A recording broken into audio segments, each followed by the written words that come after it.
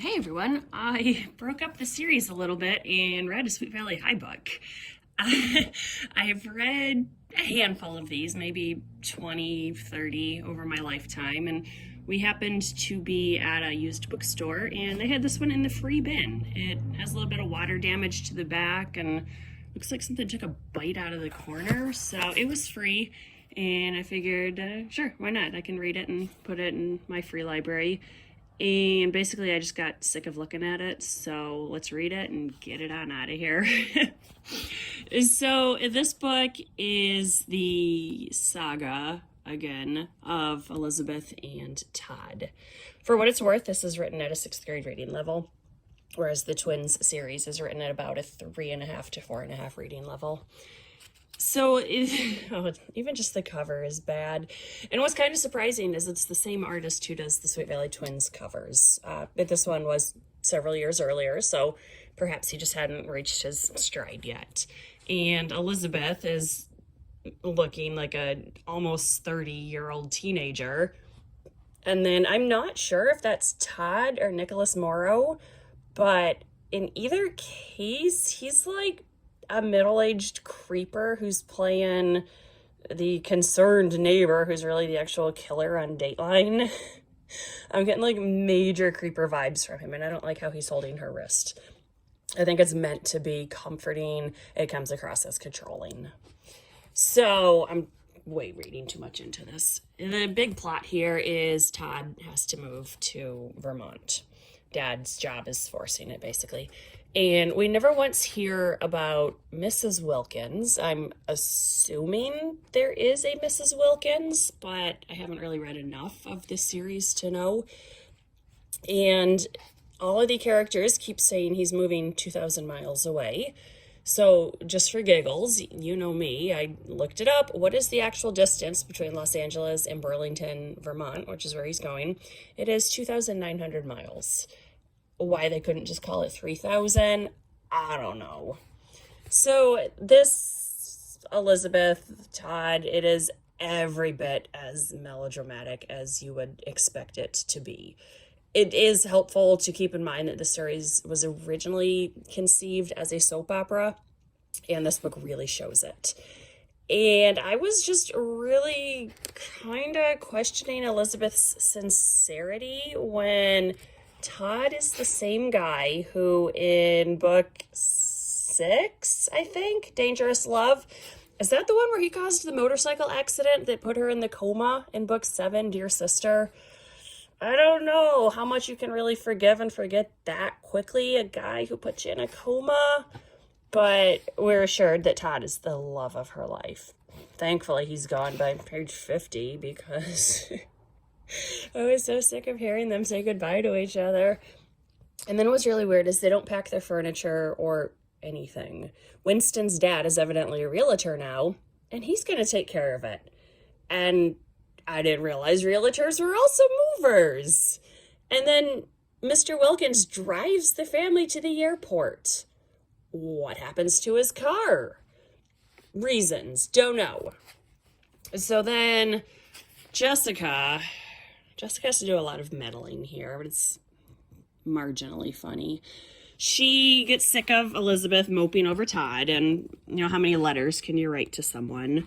Although at the same time, thank goodness this book was published in 1985, so all we hear is Elizabeth wrote a letter. We don't have to read 100 pages of text messages between them. So she decides to reacquaint Elizabeth with Nicholas Morrow, Regina's brother or whatever, who evidently was in a previous book. I remember Regina. I don't really remember Nicholas.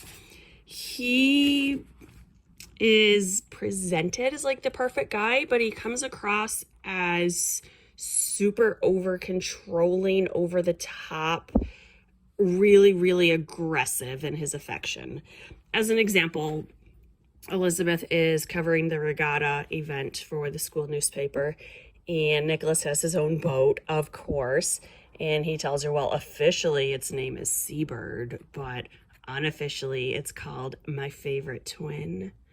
And that's creepy. He is 19 to her 16, so it's not that much older, but he is a year removed from high school. So in terms of life experience, it's creepy and I don't like it.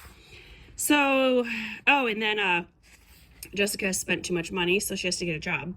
And if she gets a job at a dating service, or the computer somehow matches up people, which I think is just like a randomized selector. And she decides that she's gonna find some dates for Steven because he's been pretty mopey since his girlfriend died. It's like, yeah, Jessica, I don't think we should expect him to bounce right back from that. Give him a little time to mourn here. So she she gives 3 women his contact information, and the first one is 43 years old and a divorcee, and that's kind of creepy because Steven's like 19 or 20, so that doesn't work out. And then the other one shows up at their house, and she's kind of new agey and kind of punk, and it's just not really a fit for Steven, our future CPA. And then the third one doesn't even contact him. She decides she likes food better than men. And honestly, who can blame her there? I was kidding, guys. No, I wasn't. So, so I just thought that part was really funny. It was, yes, Jessica's meddling, but it's also just very outdated. I just thought it was really funny. So what else? A couple points I want to read here. There's a random chapter where everyone's calling the brother Steve, and I don't recall him ever being called Steve. Also, I've noticed how many times people address each other by name. Like there was one conversation where Elizabeth was talking with Enid, and she said the name Enid twice in 2 sentences. It was really weird. I was like, Enid, you're not listening, blah, blah, blah, blah, blah, blah, blah, Enid. It's like, do people really say each other's names that much? I don't think they do. So this, I was not impressed with this book. It was everything that I thought it would be. This is page 5, and this is Jessica justifying her own bad behavior. The more Jessica thought about it, the less of a problem Todd's move seemed to be. Elizabeth would miss him for a while, she thought philosophically, but she'd get over it. Then she and Jessica could start going out together again on double dates, looking guys over at the Dairy Burger, having fun together again. Jessica just could not convince herself that Todd had been anything other than a drag when it came to her sister's social life. No, it seemed to Jessica that this was the very best thing that could have happened. All she had to do was help Elizabeth realize that. And she's not quite making herself the victim here, but she's not helping the situation at all either. And everyone seems kind of wishy-washy here. At first, they're telling Elizabeth and Todd, oh, you guys need to break up. You can't do long-term. You're too young. And then later on, they all seem to act, well, it's your decision. If you're committed to it, then do it. And eventually, Todd is going to come back and surprise them. He sees Elizabeth dancing with Nicholas. He freaks out. She freaks out. She breaks up, pushes off Nicholas again, and he's such a doormat. And, oh, Elizabeth, I just want to be in your life no matter what. So they finally reach the conclusion of let's be good friends and see what the future brings, which is the obvious solution that they should have had right from the get-go. On page 15, Enid and Elizabeth had found a quiet table in a corner of the cafeteria of Sweet Valley High, so they could have a good, long talk. Todd was spending the lunch hour in his guidance counselor's office, trying to get his records organized to be sent on to the new school. I've worked at a lot of schools, and this is never, ever the student's responsibility. It's not even something they have access to, so I know Sweet Valley doesn't have a good school system. This is, I'm not impressed. So, 28-29, this is Jessica at her job working for this woman named Marianne. By the end of the afternoon, Jessica found herself confiding in Marianne, as if she were an old friend, like Kara Walker or Lila Fowler. Isn't Kara the one that Jessica basically forced into anorexia? Is that her, or am I thinking of someone else? I don't know, but I don't I mean, Kara so far has not appeared in the first 50 plus books in the Twins series, so I'm not sure when she enters the scene, but if they truly were old friends, I would think she would be in that. And then finally on 131, just an example of how completely overwritten this book is.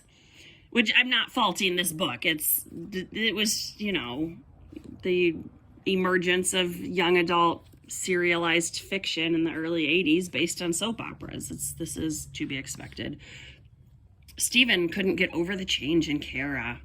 The tragic battle that had been waged in her household had had one positive effect. Kara had grown up. Gone was the spoiled, silly girl Stephen had once known.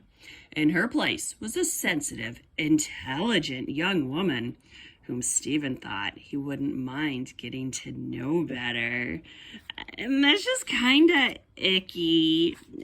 And you know what else is icky? How many times Stephen gently asked questions in this book? And yeah, he's like 19, 20. I don't know that that's the most sensitive age group out there.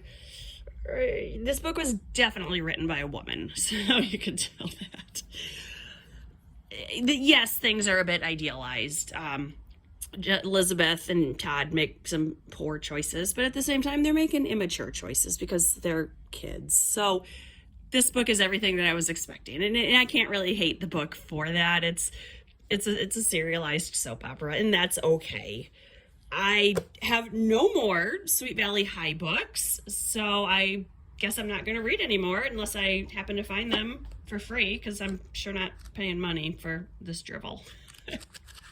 So this was a say goodbye, and at this I will be saying goodbye to Sweet Valley High. Bye.